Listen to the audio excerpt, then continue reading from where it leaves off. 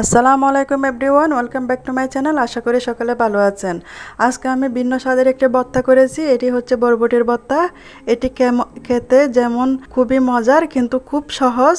So চলুন একটি like দিয়ে ভিডিওটি শুরু করা যাক। বরবটি ভর্তার জন্য এখানে আমি বরবটি একটু বড় বড় সাইজের কেটে রেখেছি এবং ভালো করে ধুয়ে রেখেছি।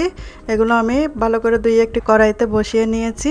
এখন এখানে আমি 1 কাপ পরিমাণ পানি দিয়ে দেব। তারপর মিডিয়াম আঁচে চুলাটা জ্বেলে নিয়ে ঢাকা দিয়ে ঢেকে 5 থেকে 10 মিনিট এটা আমি সিদ্ধ করে নেব। 5 থেকে 10 মিনিট সিদ্ধ করার পর এটার থেকে আমি পানি ঝরিয়ে ঠান্ডা করতে রেখে দেব। আমি কড়াইতে সরিষার তেল দিয়েছি, যেহেতু ভর্তা সেজন্য সরিষার তেল দিতে হয়। এখানে আমি রসুনের কোয়া দিয়ে দিয়েছি 3 থেকে 4টা। রসুনের কোয়াগুলো লাল লাল হয়ে গেলে এগুলো আমি তেল থেকে তুলে নেব। আমি শুকনা মরিচ দিয়েছি 3-4টা। বেশি লাল করতে হবে না, সামান্য ভেজে এগুলো আমি তুলে নেব। এখন আমি এই সিদ্ধ ঠান্ডা হওয়া বরবটি, শুকনা মরিচ আর রসুনগুলো ব্লেন্ডারে ব্লেন্ড করে নেব। আপনারা চাইলে শিলপাটায় এটা বেটে নিতে পারেন। এখন আমি সরিষার তেলে পেঁয়াজ কুচি দিয়ে দিয়েছি, বেশি করে কাঁচামরিচ কুচি দিয়ে দিয়েছি। এগুলো নেড়ে চেড়ে আমি একটু ভেজে নেব।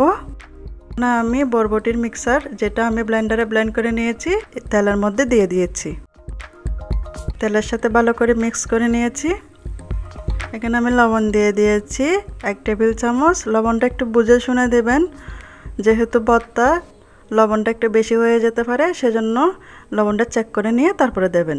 এখানে আমার কাছে ম্যাগি মশলার প্যাকেট ছিল, আমি অর্ধেকটা দিয়ে দিয়েছি। আপনারা চাইলে চাট মশলা দিতে পারেন। এটা শুধু আমি স্বাদের জন্য দিয়েছি, না দিলেও চলে।